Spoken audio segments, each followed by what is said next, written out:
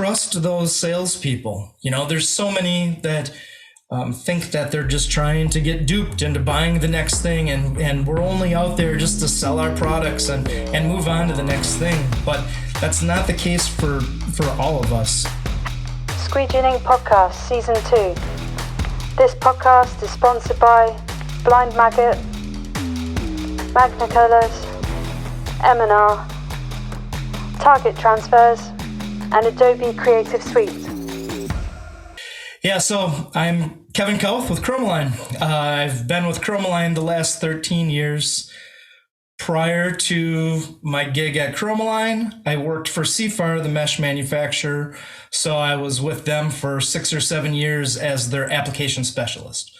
So all of my time in the professional point of this industry, I've been on the manufacturer's end. So everything that I've done has been, perfect practice, everything along with that as far as learning and getting into things and how I kind of translate that into customers as well. Mm-hmm. So there's so many people in this industry that have learned from the guy that did it before them or whoever was doing it before them. And they ask the question, why do we do it this way? And they say, well, Bob did it this way before I worked here, so I don't even know. So it's just this thing that just gets handed down generation to generation pretty much in the screen room.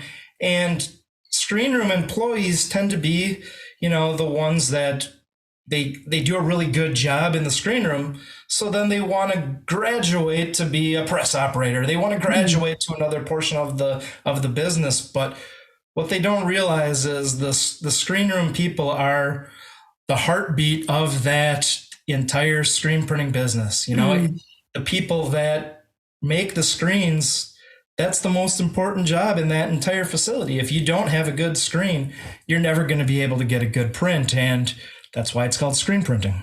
So it all translates back to that. So like I was saying, my background and everything that I've done from the professional side of this industry has all been from the manufacturer side of things. So I've learned good habits and I haven't had to break those bad habits. And part of my job is breaking those bad habits that people have, because lots and lots of bad habits. Bad habits. There's a lot. Yeah, there's a ton of bad habits out there. And you see something on Facebook, you see something in a video, and you go, well, just because it's on the internet, it must be true, right? This guy or this girl has been doing this video, so they know exactly what they're doing. Yeah, that's not always necessarily the case. Yeah. So I like to kind of give my point of view and give, my background and everything that I can bring into this conversation as, this, I'm not just bullshitting you. I know exactly what I'm talking about. Right. Because the screen side of things is all I really focus on. I don't worry about the ink. I don't worry about the garments. I don't worry about all that stuff. And as a shop owner, you have to worry about all of that, but I don't. So I only have to worry about, the emulsion, the screen making side of things. So I can kind of focus my energy and my thought process on one specific part of this industry versus shop owners having to deal with far more things, obviously. Yeah, exactly. Yeah. It's kind of like there's a few different questions that we get asked on the daily basis, and it's stuff like they might see us coating a screen and they're like, what emulsion do you use? And I'm like, okay, this is it, but I'm not saying go out and buy this emulsion, because you might be doing, I don't know, plus sol printing with a UV exposure unit, whereas I'm doing water-based with a metal halide and I'm using a different mesh and I'm doing halftone prints or something. So I always try and guide people and not say, this is the one I'm using, use this. But it's tricky sometimes, isn't it? Because they absolutely.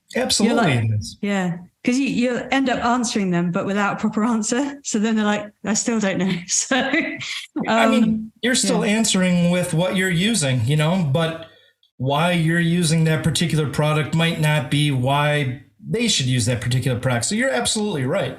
And that's one of my biggest gripes about the internet and Facebook and everything like that, is the fact that everybody goes out there and says, what's everybody using? And then they want to do a poll basically. And then they go by popularity. Well, this one got the most likes, so it must be the best for my particular shop. Well, no, not always, right? Yeah. No, that guy might be doing water-based printing and you're just doing plastisol printing. So why would you use something that's not designed for the process that you're doing? And you're right. It becomes a popularity contest. And I like the fact that when they do that popularity contest, there's a lot of our products that get thrown into the mix, right? So I do like that part of the popularity test and everything like that. But you know, it's really not the best way to choose what you're using. Yeah. Ask the manufacturer, because they're going to have one for water-based, one for like high definition, one for there's going to be about 5 or 6 different ones.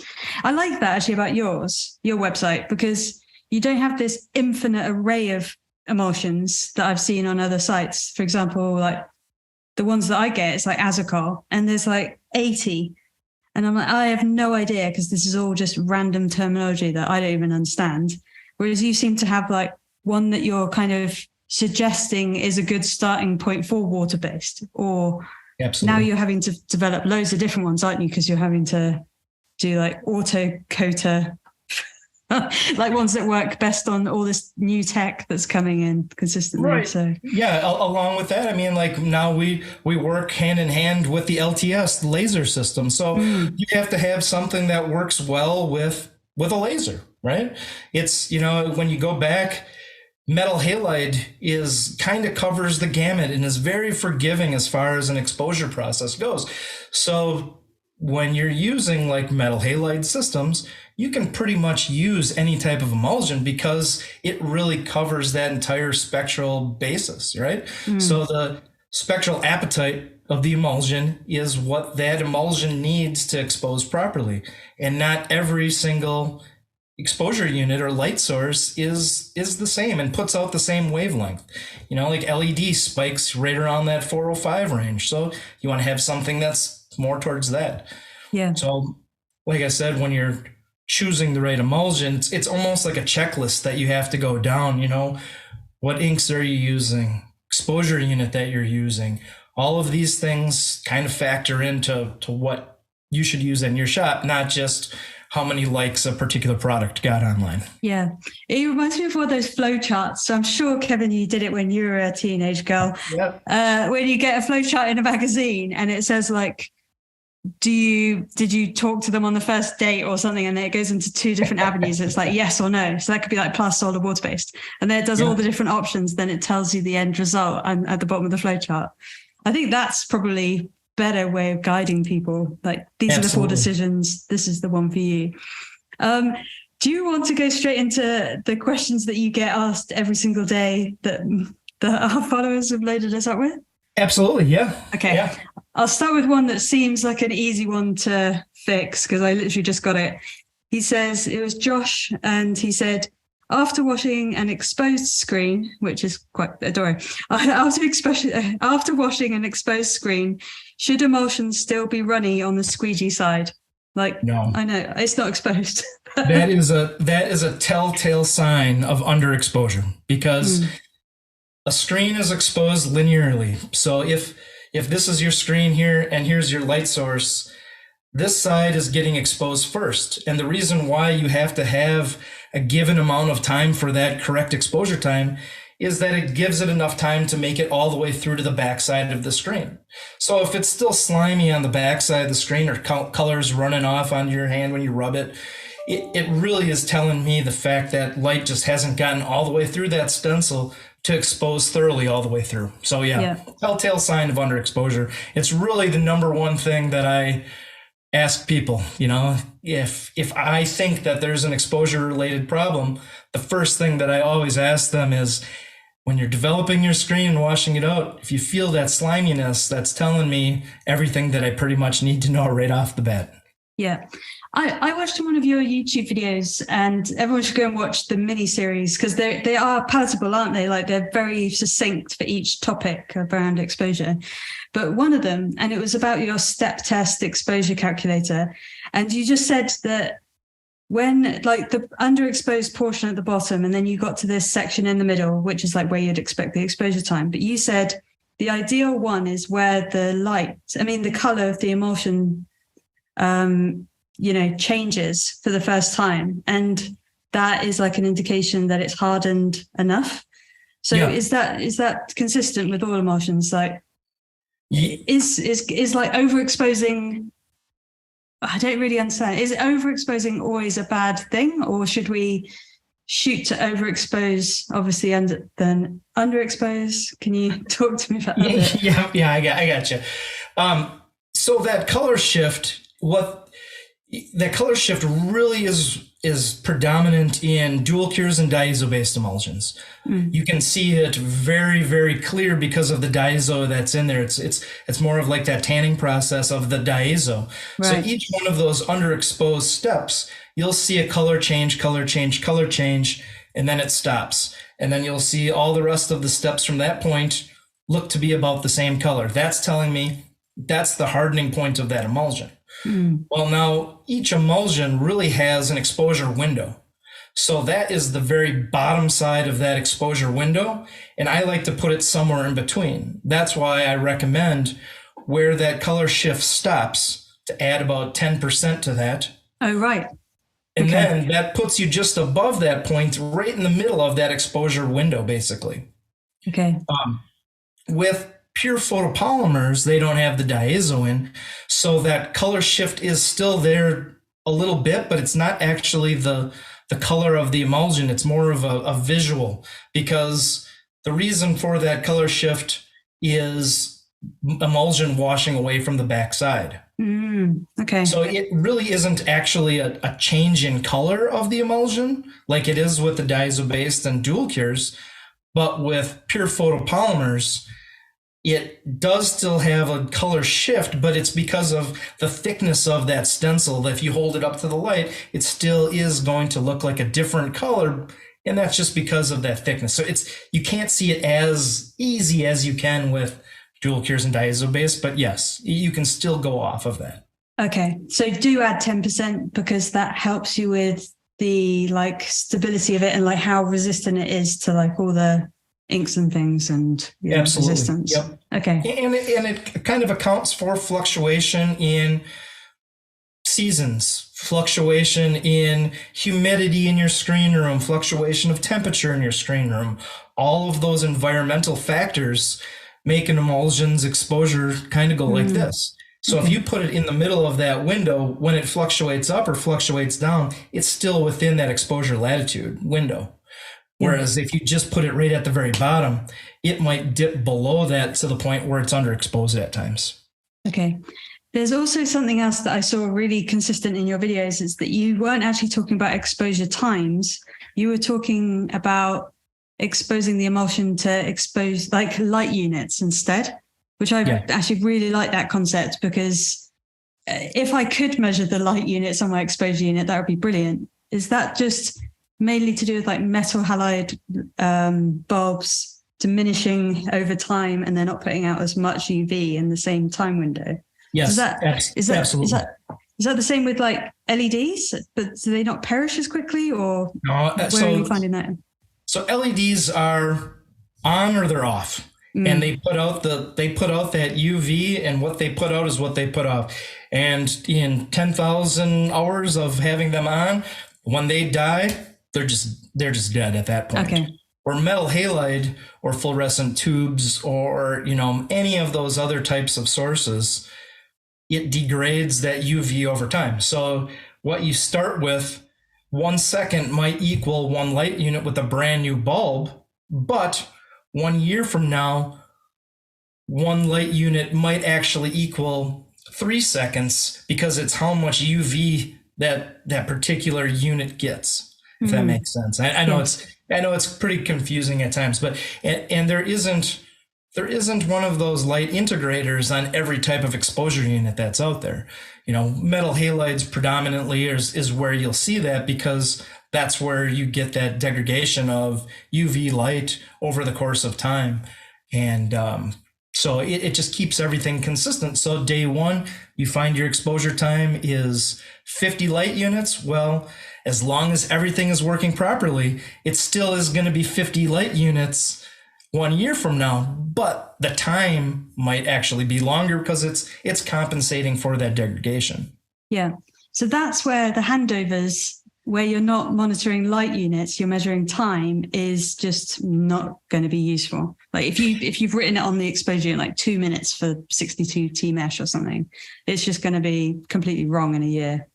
In a year, absolutely. Even shorter than a year. So if you don't have a light integrator on your system, I always recommend once a month, every other month, whatever the case is, do an exposure test to find out where you're at. Then you know that you keep changing it as that light diminishes over time. And that's especially important for like fluorescent tube systems, because fluorescent tube systems, people like to just hold on to those bulbs for years and years and years. And they go, well, the lights are still on, they must still be good, right? Well, no, they're not. Just because they're bright and the light turns on doesn't mean that there's even any UV coming out of that bulb anymore. The light that you see isn't what's exposing the screen.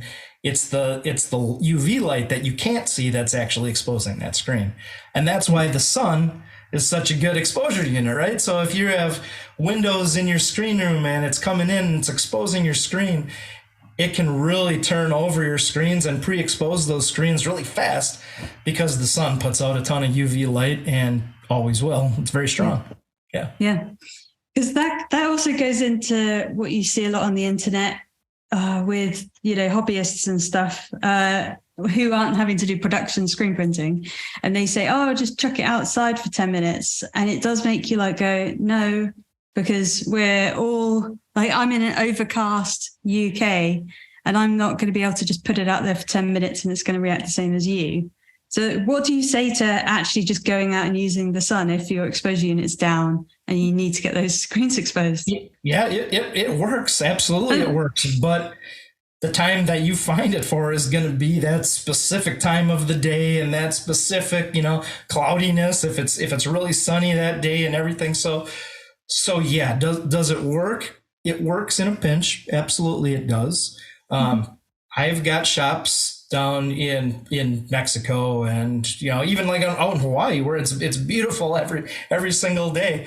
Can they do it there? Absolutely, they can. But when on a cloudy day and when it's raining or third shift, you can't really get much work done. So there's just not the consistency. So yes, can it be done? Yes, it can be done. And that really goes back to what I was saying earlier too. Whereas you can use things to get the job done and you can make a screen, but the consistency from screen to screen to screen, now we're screen printing, right? Yeah, you have expected results because everything is the same. If it's different all the time, well, then it's just art at that point in time, right? Yeah. It's not printing anymore because it's not consistent. It's just a form of art. Yeah. Can you post-expose, and do you believe that post-expose is a thing? Is that just compensating for poor exposure in the first place? But can you post-expose all the different types of emulsion in the sun, or is it just certain types? Yeah, great question. So post-exposure for pure photopolymers and hybrid photopolymers will continue to harden that stencil.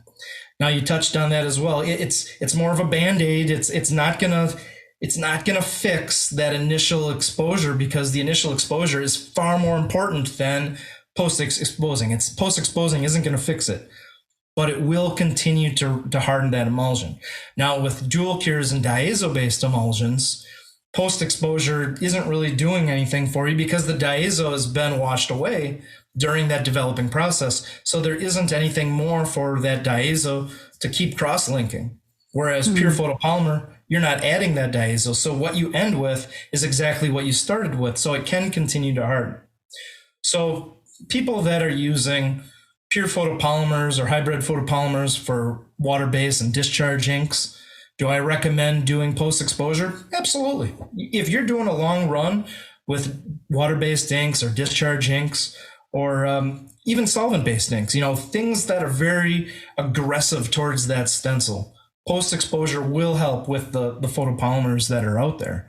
But not so much with dual cures and diazobases. And people will die on that hill claiming, I know. Post-exposure, I'm using a diazobased emulsion. Post-exposure is doing something.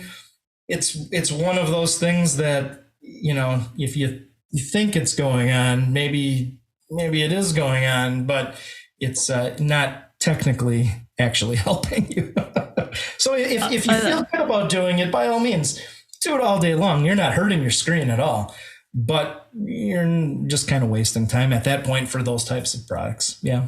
I love that you said that, Kevin. I'm just going to clip this little bit and I'll use that when people say like, you're a shit screen printer if you don't post expose. It's like, okay. Anyway, this is my little clip that I'm going to use. Okay. Let me try and find another question. Make Good Print says optimum coats per side for good opaque white on black garments for textile printing. Yep. That's the magic bullet that everybody's after, right?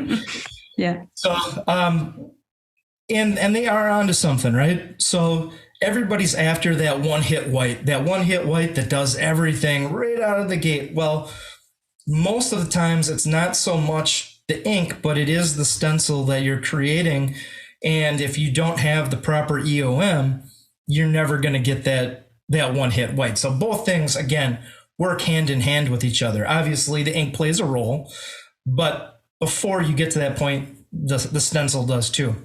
So you can't really say 1/1 or 2/2 or 3/1 is the perfect coating for every single emulsion. Again, there's a lot of variables involved in that, right? So the viscosity of the emulsion, the solid content of that emulsion, that really plays into how thick your screen is going to coat when you're coating that screen. So one of my products like Chroma Blue is high in solids. So just one coat on one side, one coat on the other side, perfect.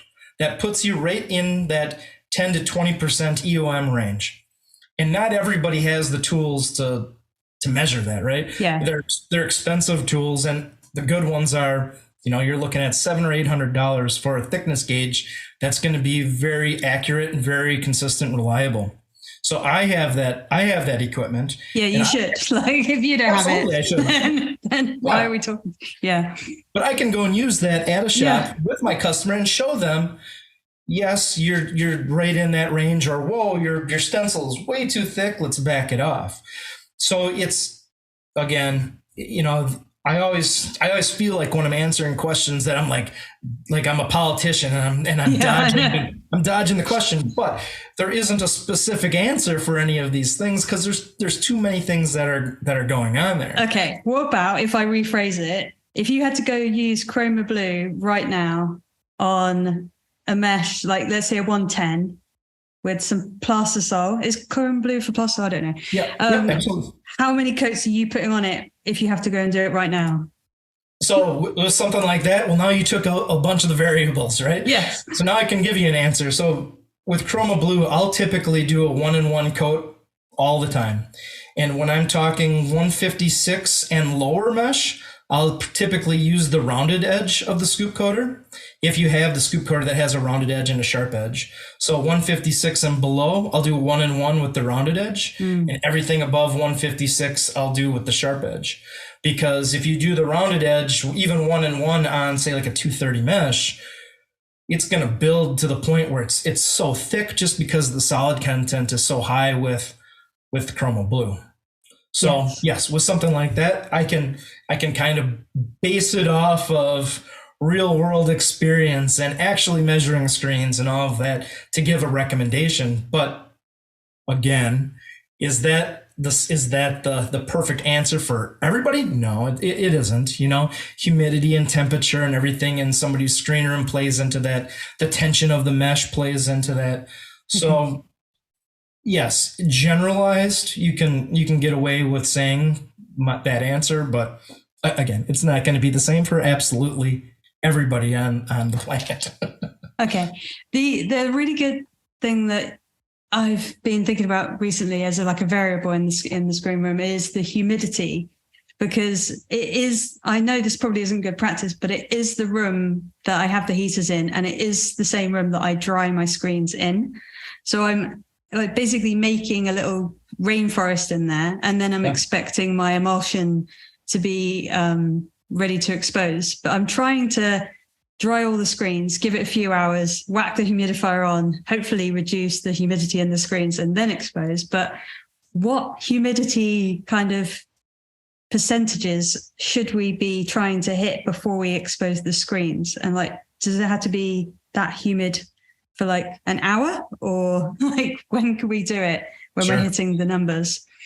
And humidity is one of the biggest killers of stencil making, right? So if it's humid in there, emulsion is hygroscopic. What that means is emulsion is going to suck up moisture, and you can have a screen that's 100% dry in one area and bring it into a humid area, and it's going to suck up moisture again and re-wet. And when there's moisture present, the screen is going to act underexposed. So again, underexposure, it's going to feel underexposed. It's going to break down on press, and that's just because of that humidity present. I typically look for about 30 to 40% relative humidity, targeting that 30%. If you can be at 30% all day long, every day, great. But you're right. So many people in their screen room, they're washing out screens right next to where they're drying screens. So what that time means and what that humidity fluctuates up to will matter as far as how long they have to dry. Just know that if your screens are dry, they've been dry overnight, maybe that's the time to expose your screens and kind of do it as a process. Now you expose the batch of screens. Now go and develop all those screens, and just know that the humidity is going to be spiking in that screen room. And you mentioned dehumidifiers, right? So dehumidifier is an excellent tool to have in a screen room. But what I like to recommend with them is so many of them have that wastewater basket that's just collecting the water. And so many people forget to dump that out. All that water that's sitting in there is just going to evaporate back into the room as well. Mm-hmm. So if you have the ability to hook a hose up to that, I know a lot of the dehumidifiers do, you hook a hose up to that and run that line outside of that screen room. Well, now the water is completely getting out of that screen room. Yeah. You'll have a better chance of fighting that humidity than just letting the water collect and go back into the air as well.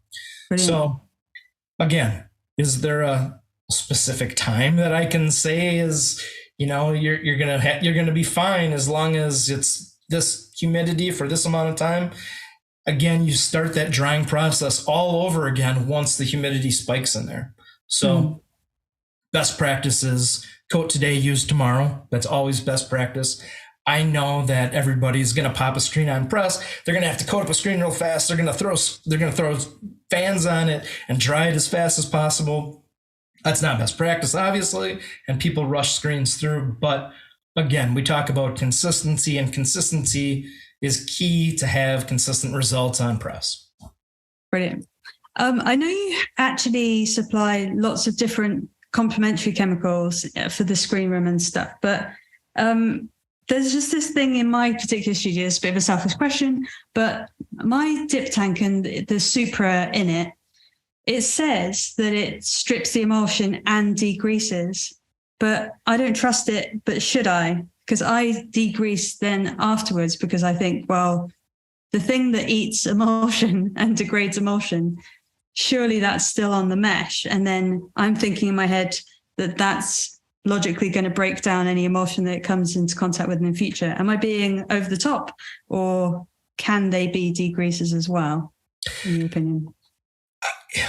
I mean, even we have chemicals that claim to have a degreaser in there with it. Is there some degreasing component in there? Yes.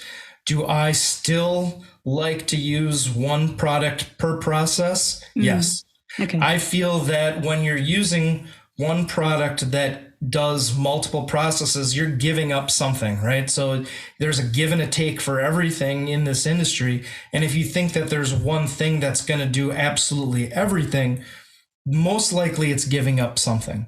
Right. So yes, degreasing as a final step is always best practice. That's always best practice, because even with the chemicals that have the degreaser in it, Well, how you washed that screen off, if there's anything left on that screen, some of those don't rinse off as well as a screen printing developed degreaser, right? So people, that leads to another thing as well, whereas people will use like household detergents and stuff like that as degreasers. Don't do that. Yeah. But the chemicals that we manufacture for our industry are designed for a specific purpose. So the degreaser, like say you use Dawn dish soap on your screens and does it foam up and does it clean things? Absolutely. But does it all get completely rinsed off the screen? That's where you start to run into issues. Whereas the degreasers that are developed for what we do get thoroughly rinsed off the screen with ease. So if the degreaser is left on the screen, well, now the degreaser is a contaminant. Now you just start this cycle of life all over again, and you're just chasing your tail, having all these problems, and you go, well, I'm degreasing my screens. What's going on here? Well, it could be the degreaser that's causing the problems as well. Yeah. I thought I was just being overkill, but you just get these like little comments on social media and you're like, am I being overkill? And it comes up a few times, but if I'm happy, I'm not changing it because I'm not going to waste some screens on something like that. Anyway. Well, keep in mind, a screen can't be too clean. Okay. It can't be too clean. If there's anything left on there, keep in mind, all of those other products are oil-based and emulsion is water-based. So oil and water don't mix, right? They're going to repel each other. So if there's anything left on that mesh, then that's going to repel the emulsion, leaving you with pinholes, leaving you with thin spots, different issues that are involved with that. So yeah, I mean, that's not overkill by all means because it can't be too clean. I think we accidentally didn't say what EOM is. Sure. Can you explain EOM? Sometimes when I get into nerd technical mode, I just start spitting off stuff and don't, But yeah, so for that EOM, that stands for emulsion over mesh. That's the thickness of your stencil. And how you determine that is by measuring the thickness of the mesh by itself and then measuring the thickness of the mesh plus the emulsion that's coated on that screen. And then you subtract the two. Once you subtract the two, that's giving you the emulsion over mesh, and that is where I shoot for that target of that 10 to 20% is kind of an industry standard. Mm-hmm. That's where you're looking for that 10 to 20% of the overall stencil. So what that difference is should be the difference of the mesh plus emulsion, and then that difference between the two. That's the ratio that you're looking for. Yeah. Okay. And then say I don't have one of those EOM measuring devices. Is there a cheapy version that anyone can get? Or should we just rely on like just putting our fingers over the emulsion and being able to feel the like lines of the detail? Is that sufficient? Or that helps. I mean, if you don't have a tool to actually give you a specific number, I'm always touching screens.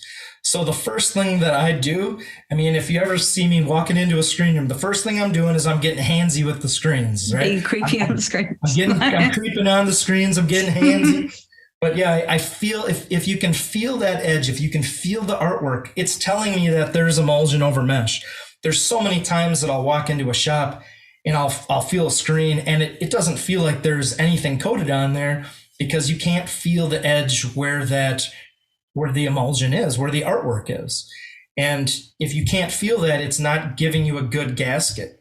So, and when I say gasket, when the screen comes down, the stencil wall of that artwork is preventing the ink from seeping out. That's what's giving you nice, sharp, clean images. So if you can't feel it, chances are the ink is going to seep out the edges of that stencil and it's not going to create a good gasket on the shirt or whatever you're printing on, posters or anything. Yeah. Yeah, because you actually do specialize also in like printing for electronics, which in my head is much more high definition, much more like accurate, where you have to keep the halftones.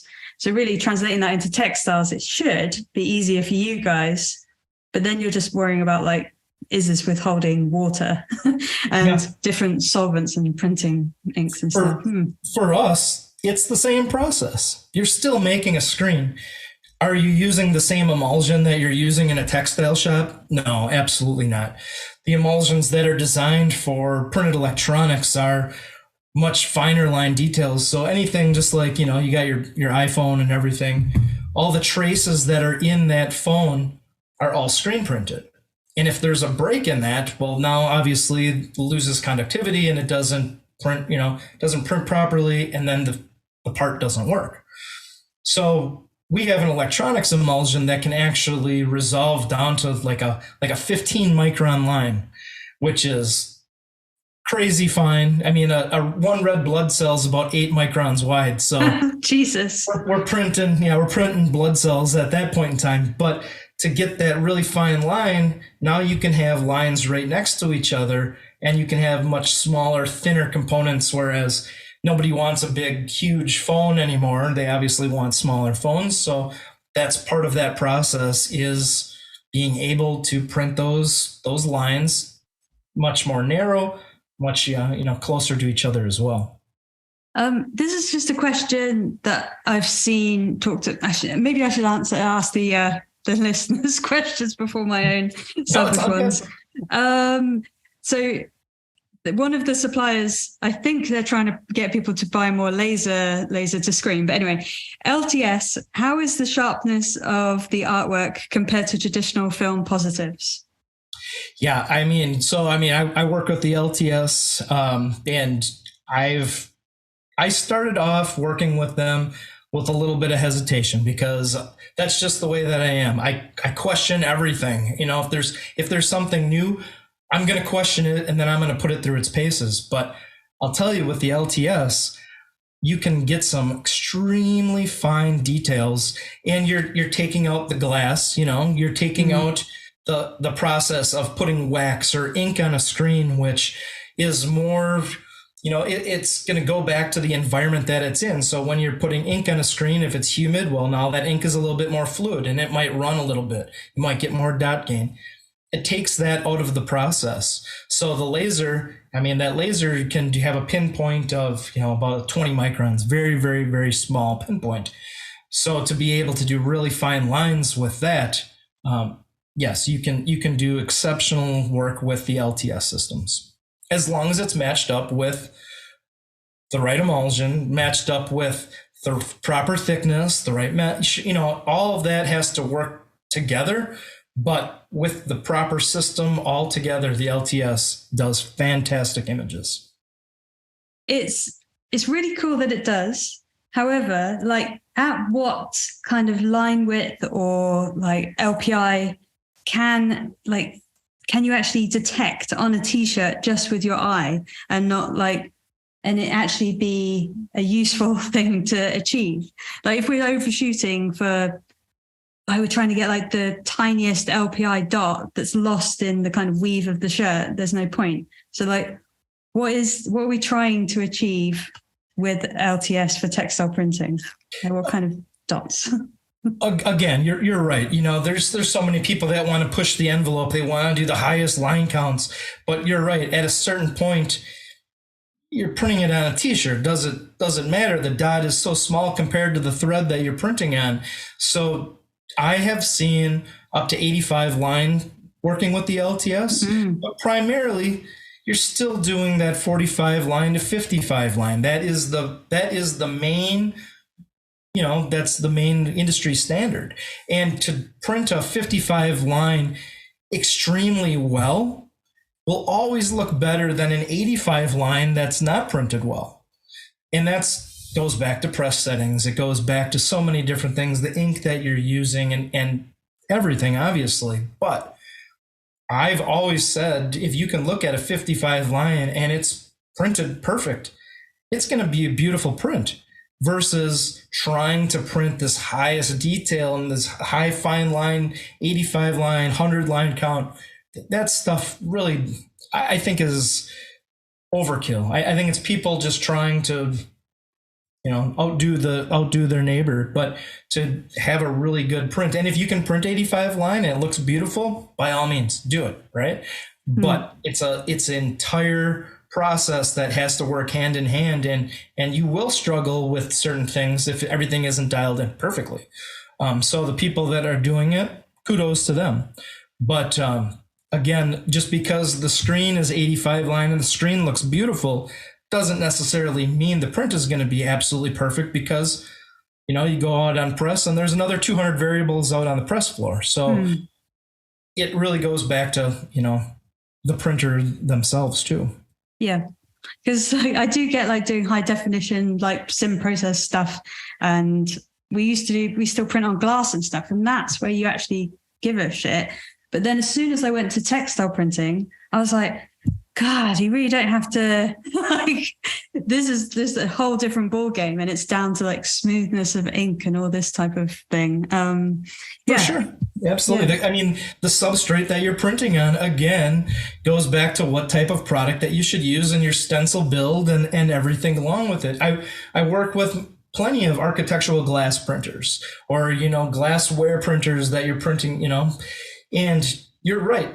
But that glass is solid and consistent and sturdy, whereas a shirt, you put it on that platen and it's just how it stretches and everything like that obviously factors into what it looks like. And again, a 55 line printed beautifully is still a beautiful print. It doesn't mean that an 85 line is better than a 55 line. At the end of the day, a beautiful print is a beautiful print, and that's all it really goes down to. So do you have to always strive to be the greatest and the best? And, can you win golden squeegee awards and everything? Sure, you can. Absolutely. But is it needed in a production setting? And can you make money by doing beautiful 55, even beautiful 45 line work? Absolutely. It's a business at the end of the day. Just while we're talking about like dots and things and like resolution, I've just had, and I've kind of been using this for a few years, so hopefully it's right. Is an oval dot harder to detect by the eye than a circular dot? So would you advise people to use ovals, or is that a silly thing to say? I've always been in the school of elliptical dots, and ellipse oval, ellipse dots, or even like a rugby dot. So I've used a bunch of those types of dots, and I think that those tend to lean towards a better print when we're talking about, say, like 4-color process work. Absolutely. But on a day-to-day basis, when you're just printing dot on dot, even simulated process work, round dots are still going to give you exceptional prints. So not necessarily do you have to go with an ellipse dot, elliptical dot, rugby dot, any of those. But a standard round dot is what I see most people doing when you're printing dot on dot. Okay. So me and you are special because we're doing ovals, and everyone else is basic because they're doing circles. Yeah, but once again, it matters what you're printing on, right? So you're printing on glass, and you're printing 4-color process or simulated process glass, or posters or any of that kind of stuff. It's going to be easier to see that dot and that structure of the dot versus when you print on garments. You can't even really see the structure of the dot at that point in time of what it actually looks like, depending on the garment. Obviously, some garments are better than others. Yeah. But depending on the garment, it fluctuates so much to even be able to see the structure of that dot at that point is very difficult. But if you're printing on glass or coroplast or plastic or whatever you're printing on, an elliptical dot, you'll actually see the dot structure and how it actually is formed versus, a round dot. Okay. No, that's really good. Let me just see on the density of a positive. Okay, this is actually quite an interesting one because this guy sent in a video, which I obviously can't show you, but he was fine exposing like bold elements, but then he was finding his halftones and his details were like fuzzy. And he thought that the problem could be that he's putting too much ink down on his film positives. Have you seen that as a variable that causes that kind of problem? Yeah, there's a lot of variables that can cause that type of problem, right? So could it go back to the film positives? Yes, it could go back to the film positives if the film that they're using. So we manufacture inkjet film as well. So the coating that we coat on that film, is a microporous coating. So there's whatever the thickness of that coating that's on the film is how receptive it is to ink. Think of it as a sponge. A thicker sponge is going to be able to accept more ink than a thinner sponge. So the thicker the coating that's on that film, the more receptive it is to ink. And you get to be to a certain point, whereas if you think about that microporous coating as individual cups and you're filling it up with ink, it gets to be a certain point where it fills up to the top, and then you're putting too much on that it's running over the top. And that's where you start to run into issues where, it looks, the print itself looks more mottled. It doesn't look as smooth as you hold it up to the light. It can release on your screens after developing, sticking, easier because there's just too much of that water-based ink that's not actually absorbed into the coating itself. Right. So yes, if you aren't having a proper positive to start with, you're never going to have a proper stencil, and you lose a little bit of detail every step of the way. So starting with a perfect positive, if it's inkjet film or, whatever the case is, direct to screen, LTS, it starts there. And if that's not perfect, you're not going to be able to make a proper screen at that point too. So yes, it could be that. It could be how thick they're coating the screen. If you're coating it too thick, then you're not going to be able to resolve those really fine details as well. It could be the mesh selection. It could be on press. It could be too much squeegee pressure in the press setup and everything that goes into that. So, again, it's always going to be a checklist. Start at the top and find out the things that you can control. And those are the variables. If you can control one thing, now you can take that out of the equation and just go step by step down the line and see. Chances are it's a mixture of a couple of those things, really. Yeah. Because with a lot of new printers, their films are actually just very weak. Maybe they're doing them on a laserjet printer and it just looks like trash. So then the idea is do ink density tests and then just load up the film positive with more and more ink. But then it's actually just the UV blocking properties of the film and not necessarily how much ink you're putting on, isn't it? Yes. Because there's a really cool thing that I saw. I know it's been around for a long time, but it's just coming up again, is that you don't actually need black ink to block UV light, and you can do it with color channels. Have you seen that? Or what do you think about that? Yes, I've seen it. Again, as I mentioned before too, can you make a stencil with, the most basic things? Yeah, you can make a stencil. Are you going to struggle and have problems from time to time? Absolutely. You can take Elmer's glue and you can put diazo in that. Yeah. You can expose a screen with that. Now, is that going to be the weakest stencil of all time? And is it going to perform very well? Yeah, you're going to have struggles.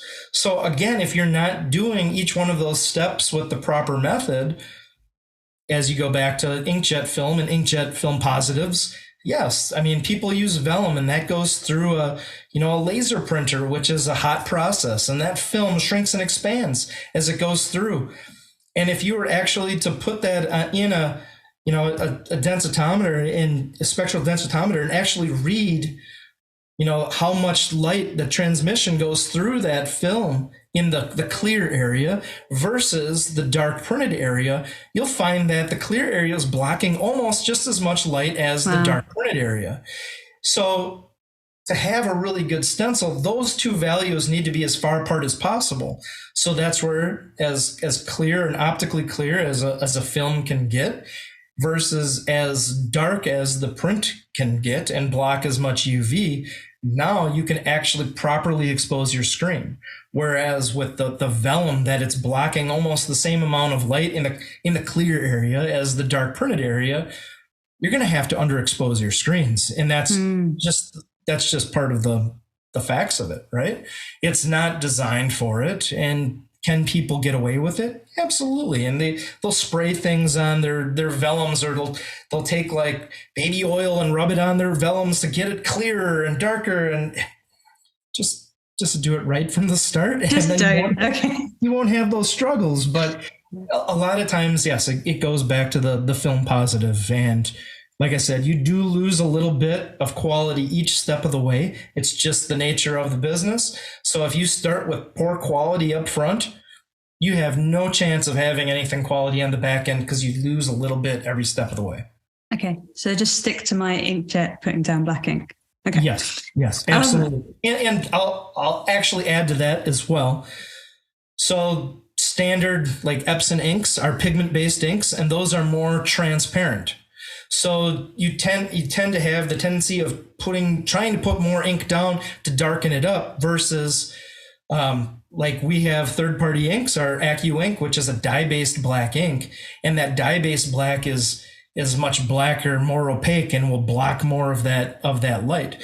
So you can actually use less ink and get a much better print with that dye-based ink. And even some of the older Epson printers, dye-based ink was a standard for what those printers were years ago. 10, 15, 20 years ago, there was a standard of some of those inks with dye-based inks, but Epson's not making these printers to print on film for film positives. They're making it to print beautiful banners and photos and everything like that. That is their wheelhouse. They really don't care about us screen printers, unfortunately.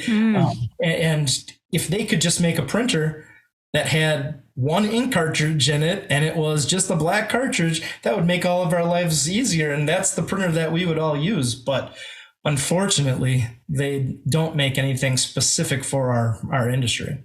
Yeah. But there are a few that we've accidentally kind of kept on that they've tried to stop making, where we're like, no, we're like clinging on to a few models. I love that you said that about Epson ink as well, because I've been chastised for that as well. Like where they're like, oh, you're just being a cheapskate, not using the original proper Epson ink. And I'm like, sod that. I'm not putting in 5 different colors into this printer. I'm going to load all of them up with the kind of like, D-Max or whatever the ink is called.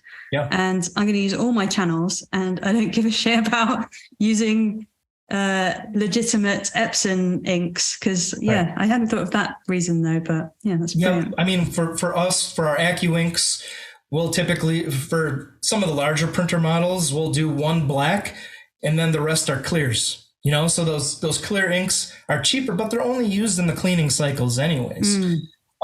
And I'll drop a news bomb on this podcast. What I've heard this week is the T3270, which is one of those printer models that everybody has been holding on to, is being discontinued. Oh no! So just buy loads. Are you just buying loads of them? Because there's not loads of them to buy. Oh, there's not loads there's to buy. There's a few of them left, and when they're done, we'll be on to the next printer model, and then at that point, that's when we have to now work back with the RIP company and work back with the ink company and find the right chip and crack the code so you can have those third-party inks. And we're always a few months behind where that comes out. So we're already working on the next thing right now as we speak, because we know it's in the pipeline that it will be discontinued. Yeah. Which is unfortunate. I understand why they're doing it, because they don't want us using compatible chips and, not buying all their ink cartridges. But can they not work with the screen print industry? Is it not big enough to just do like a desktop and a big one? You would think so? You would really think so? But I think we're just a little blip on the radar. Okay. And they like solid ink too. Yeah. So we're just going to get phased out, and then everyone has to go to LTS at some point. Yeah. Okay. Well, we can take care of everybody if it goes that direction. Yeah. Have you got more time? Because I've got more questions. I've got plenty of time. Brilliant. So I know you probably have lots of unpopular opinions, but have you got like one standout one that you want to get off your chest above all others? I've got lots of unpopular opinions. I'm a very opinionated person. I think one of the things that's kind of an unpopular thing is, coming from a salesperson, what I'll tell printers and shop owners is trust those salespeople. There's so many that think that they're just trying to get duped into buying the next thing, and we're only out there just to sell our products and move on to the next thing. But that's not the case for all of us. And we do have a lot of knowledge that we can support you with and help with questions and everything. And we're not just trying to use smoke and mirrors and make all of this stuff up. I truly want all of my customers to be successful. And the only way you can be successful is if you do things the proper way. Now I can make my emulsions work. I can make my emulsions fail. I can make my competitors' emulsions work. I can make them fail. So all of us that are making emulsions, I can tell you there's a reason why we're in the business. If all of our stuff was junk, we'd be out of business. But I can tell you, work with the people that support you and work with you and will give you that information that you need. The people that are putting the information out there, just trust us. And there's so many people that, oh, I don't trust you. You're just a sales guy. You don't have my best interests in mind. Well, I do, because if you're successful, then at the end of the day, you'll end up buying more from us just by nature. So trust us. We're not all shady people. I'll tell you that. Okay, you're not digitizers, which we had a conversation. We had that conversation with an actual digitizer, and that was his like, trust us again. But anyway, trust us. Yeah, everyone's just no trust anymore in anyone. Someone who I had on the podcast, and I saw you guys showing a lot of his stuff off, was Hurley Molds, and he does all the specialist kind of high build stuff. Is there like a good technique? I know what the main problem of coating screens to use as high builds, because I've done it myself, but is there like a off-the-shelf technique that we can use to kind of get like higher density on our screens? Yeah, I mean, to be fair, the easiest, quickest, most consistent way is not the way that Chris is doing. It's not the way that, if you see Mad Specials on Instagram, both of those guys, they do some killer work, but they have put so much R&D into their own specific process that they're using direct emulsion, so they're coating direct emulsion. Both of them are using our direct emulsions, but they have their own specific way of doing things, their own specific setup. Now, I'll tell you, the easiest way isn't the way that they're doing it. The easiest way is using like our fat film. We have our super fat film. So we coat that fat film a certain thickness, and it can be 100 microns all the way up to 700 microns. And when you apply that to that screen, now you've got a 700 micron screen all in one process, dry, and it's going to be the same thickness every single time.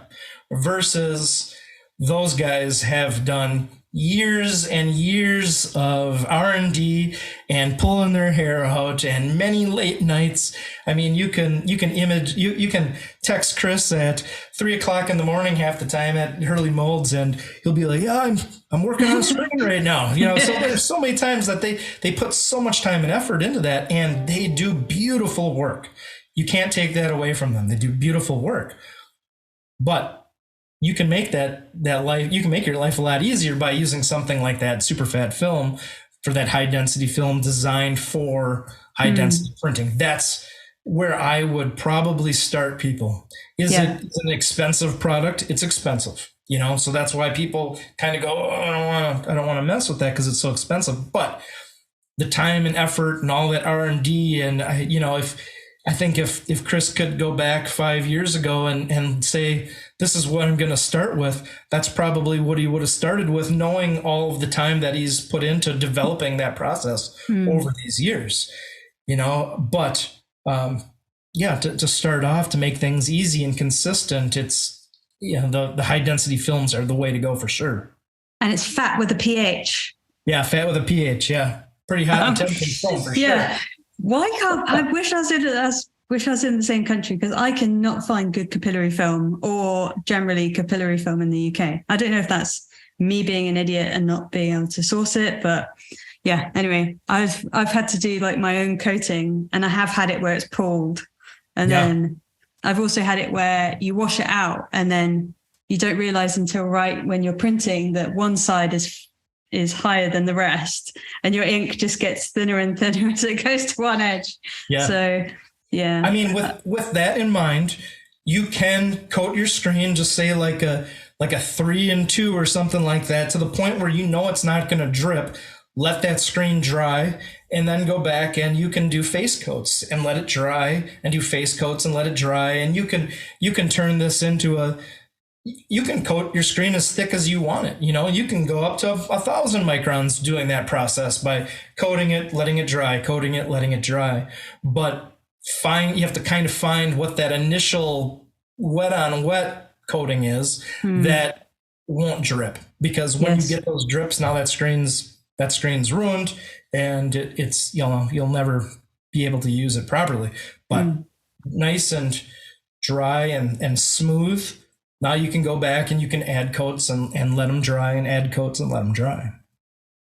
Is a really good so basically there's, just again with my own personal experience doing high builds and stuff, I can't quite get it so that the ink from the film positive doesn't deposit to some extent on the emulsion when I take it off. So it just takes longer to clean it off, and I'm kind of like lightly scrubbing the ink off. But is that too much ink on the film positive, or is it a humidity thing? Typically it's a humidity thing. Okay. So if when you've got your stencil and the screen actually sticks to that ink positive when it's exposing, and then you peel it off, it's typically telling me that's a humidity thing. There's moisture present in either the screen or the inkjet film. Now keep in mind, like I said before, emulsion is hygroscopic, so it's like a sponge. And if you've got the ink, which is a water-based ink, now that's going to want to suck into that hygroscopic material, which is the emulsion. So if there's moisture present and it kind of re-wets either from screen or the film itself, it's going to kind of lock and bond to each other. Now, there's products that we manufacture, like our Chromaline.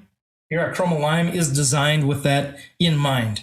It's designed with humidity in mind. So we've tested that in 95% humidity, and it just pulls right off. So there's products with that in mind. Now, as kind of like a tip, or kind of like a Band-Aid for that process, if you can't get your screens perfectly dry, or for whatever reason, you can take baby powder and fill a sock, tie it off, and tap your film. And when you put it on there, you're not putting so much on there that it's pooled up and it's going to block light, but it's going to prevent it from sucking to each other and kind of laminating to each other. So, I mean, that is one of those kind of like tips that you can use. I've had people that'll take like a box lid and put baby powder in there and take like one of those little Swiffer dusters and kind of go in there and just kind of brush it over the screen. But it's just a little bit that goes on there. But again, that's a Band-Aid. It's not fixing the problem at the root cause, which is most likely humidity, or the screens haven't been dried long enough, or something of that nature. Too much ink that's being laid down onto that film that's beyond what that coating can take. So it's typically one of those things that's most likely the root cause of the problem, and that's what I recommend fixing first if possible. But I get it, and it's good to have those tips and tricks in your back pocket too. Okay, so it's Band-Aid, get the humidity out of the screen would be even better. Yes. Okay. This one is about, say if you've got like a Diazo dual cure emulsion, and basically I get a lot of, I send screens out and I'm not sure what people are doing with them. Okay. So, okay, it's quite difficult. Yeah. So sometimes they're using Plastisol ink, and then they're cleaning it up with the solvents, and then they're quickly switching to water-based ink. And I know there isn't an emulsion for both of these, but it's just how these screens are being used. Then they're going to water-based, but maybe the solvent hasn't like evaporated off the screen. Can the mix of the solvents and the water, both on the emulsion at the same time, be a cause for breaking it down?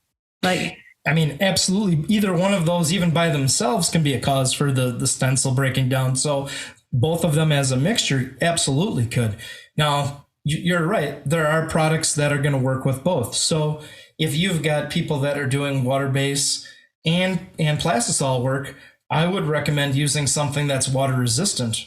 And any emulsion on Earth is going to work with plastisol. Plastisol is non-aggressive. It does not attack the emulsion whatsoever.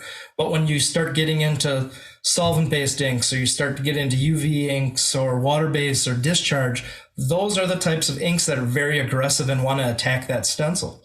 So if you use something that works with those inks, it's already going to work with plastisol. You don't have to worry about the plastisol side of things. But if you've got people that are using both, find something that's water resistant that'll work with both of those. Okay. Something like our Hydro X works well with both of those. Okay.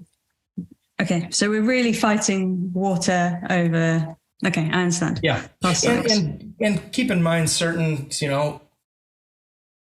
when you talk about water-based and discharge inks, a lot of people think of those inks as, oh, they're green and they're eco-friendly because they're water-based. Well, no, not necessarily. Most of those water-based inks have a ton of solvents that are packed into them as well. So when you're using an emulsion, it needs to be water resistant to work with those water-based inks, but it needs to have solvent resistancy too, because there are solvents in those inks that attack that emulsion too.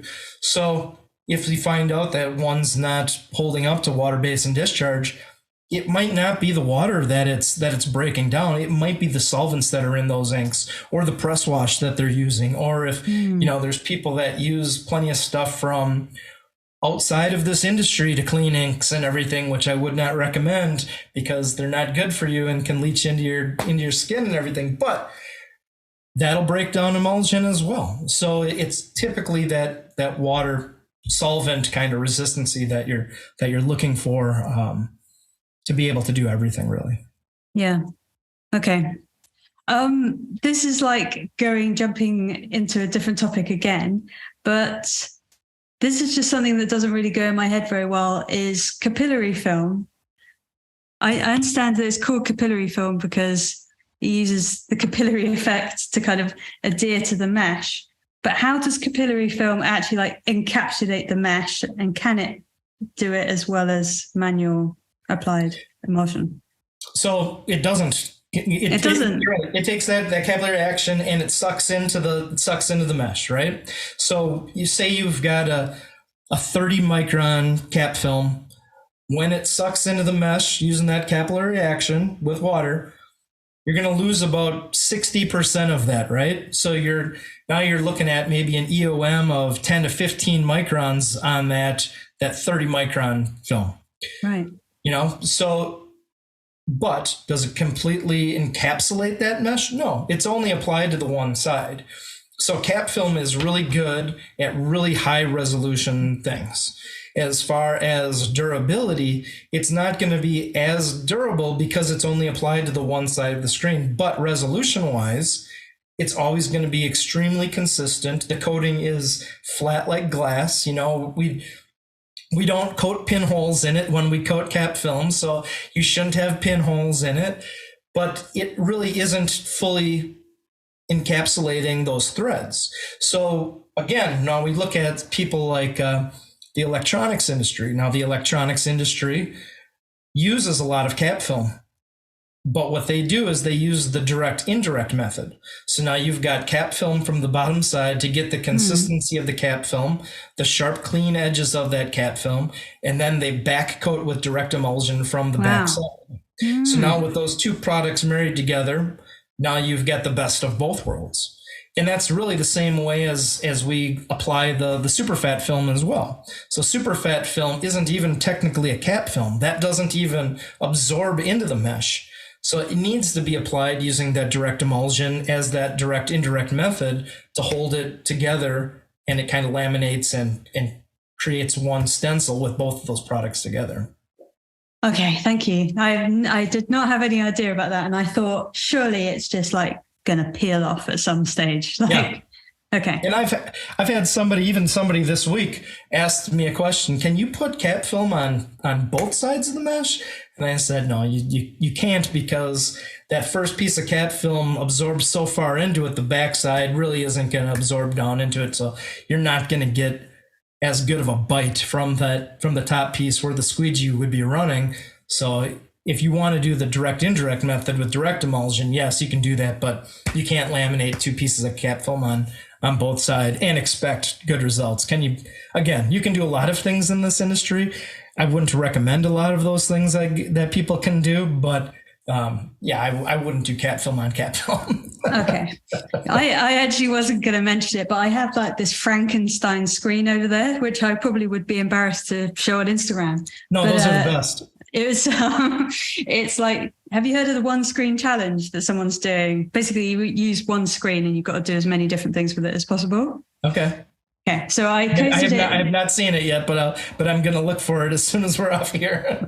No one else has done as much. Yeah, they've just like put, left chest, main one, tag. Sure. But I went a bit like nuts. So I did like my normal like coating, and then I coated just this top section with like loads of high build emulsion.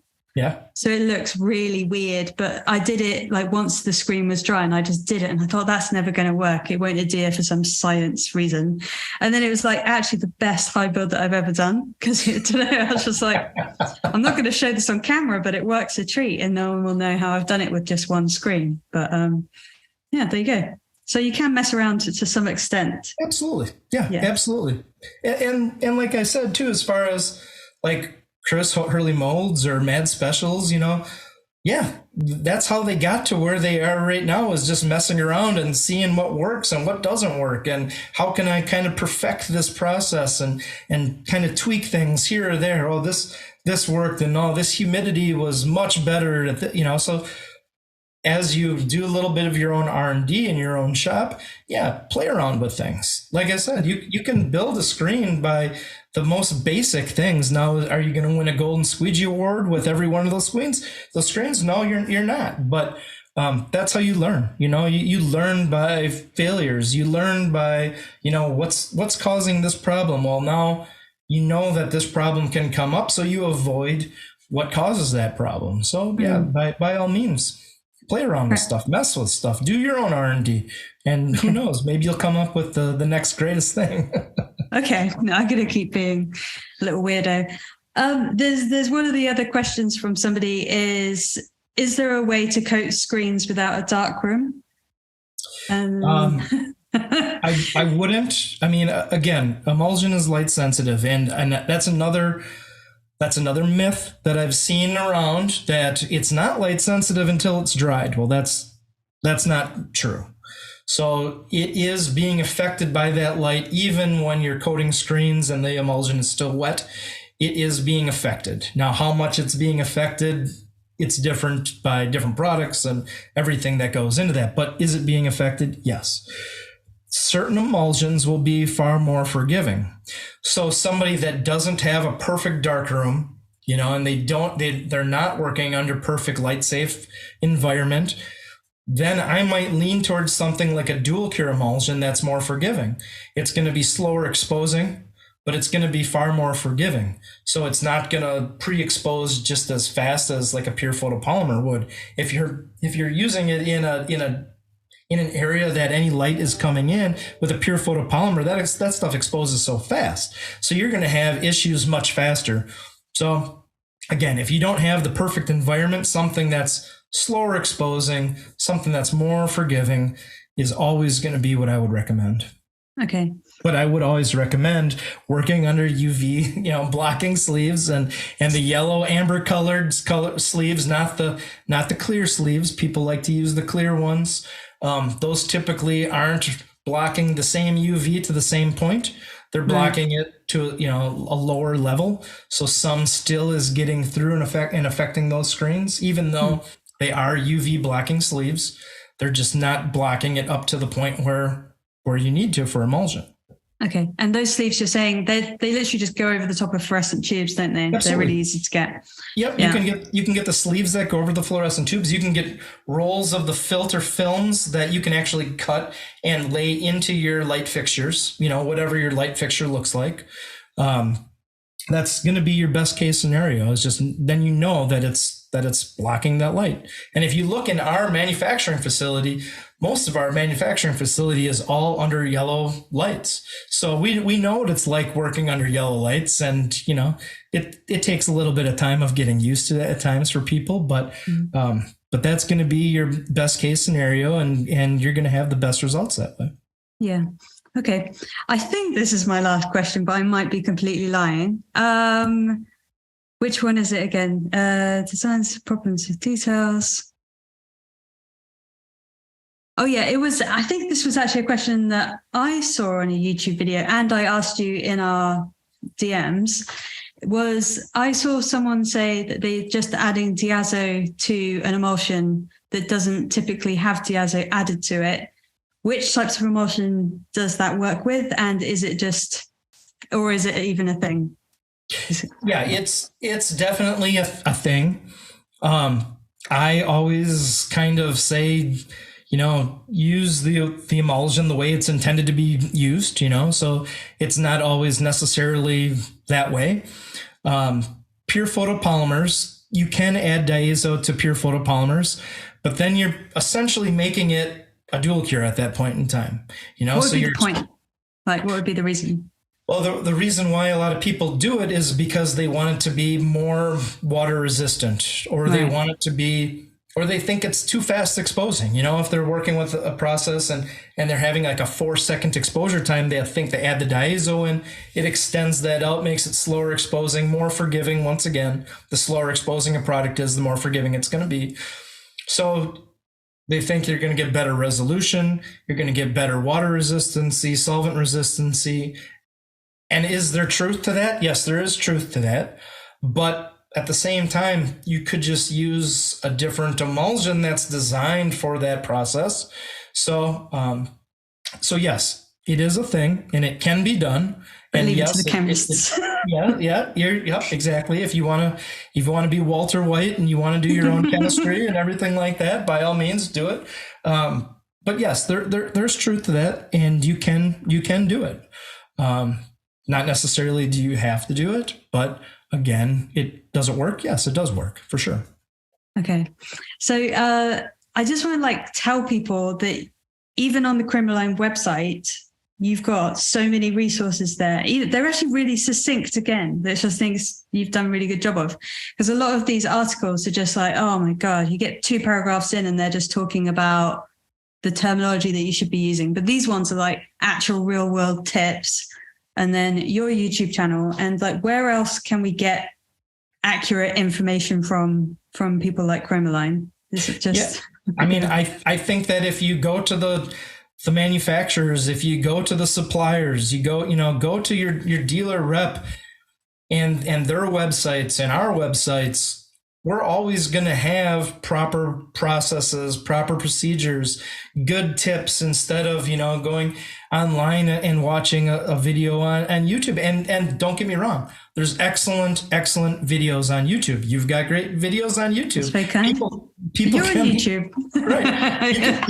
You can learn a lot from YouTube videos, but there are YouTube videos that I watched that my jaw just dropped, and I'm like, why are you telling people this? You're putting people back, just like I said earlier. It's like that telephone game. You learn from the person before you and the person before them and the person before them, and by the time it gets to you, you're not doing anything the way that it initially started. Now, if you start at that point and you're just getting into this industry and you're already starting to the point where so much information has been lost or it's misinformation at that point in time, you're going to be chasing your tail.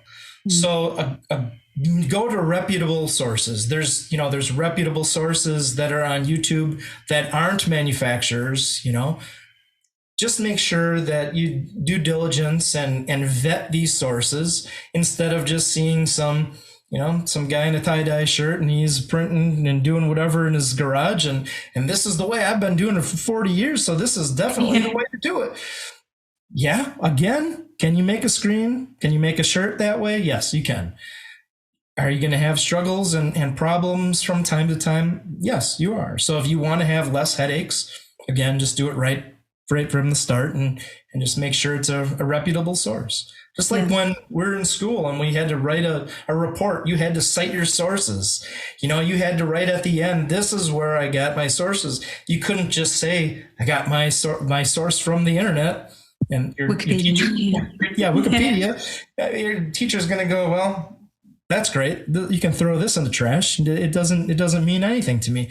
You have to pretty much cite your sources pretty much as well. So that's, you know. Well, hopefully people can watch this. About that one. Yeah, hopefully people can watch this and cite their sources as Kevin from Chromaline, and then what are you going to do? Try and find someone who's got different information to you. It's not going to be as powerful as it. Brilliant. And you're doing a good job. You know, I appreciate you giving me an opportunity to be on here with you, and you're doing a good job finding those reputable sources and bringing it all into one place as well too. So instead of just going on to YouTube and clicking in screen printing, you know, you're bringing that all together. So kudos to you. We appreciate that from an industry standpoint, that you're bringing everything together of these reputable sources. You're not bringing people on that don't know what they're talking about. Hopefully, I mean, I at least sound like I know what I'm talking about. Some things I know what I'm talking about, but thank you. I'm trying to do that because people are asking me as if I know everything, but I'm going back and fact checking and then trying to bring the facts because it lives on a YouTube video or something, and I'm like, shit, I have to have that hold up in a few years, so I can't just do it from my experience. Have to have industry experts. Thank you so much, Kevin. I really appreciate this. I'm going to have to go and decompress and hopefully extract all my little clips to defend myself with over the internet. Yeah, absolutely. And if you've got questions, I mean, you can reach out to me. Viewers can reach out to me. Email, through Instagram, any of that stuff. My Instagram is Emulsion Guru, which kind of is kind of a funny story how that started. I mean, years ago when Instagram started, I was like, I wasn't big on any of that social media stuff. I wasn't big on Instagram or any of it. And I had like 7 followers, and I post a picture here or there, something like that. And one of my dealers is like, you should just call it the Emulsion Guru. You know, you always have all the answers when I call you up and this and that. I was just like, man, I'm like, and I kind of did it as like a joke at that point in time, and now it's kind of taken off, and I can't change the name now. So, because I'm not the type that calls myself a guru. I do not think of myself as a guru whatsoever. But I just kind of started it as a joke almost, and it's really kind of taken off to what it is now. It's been fun. Brilliant. Thank you so much. I really appreciate it. Thank you. Hope you have a nice day and stuff. Okay. Cheers.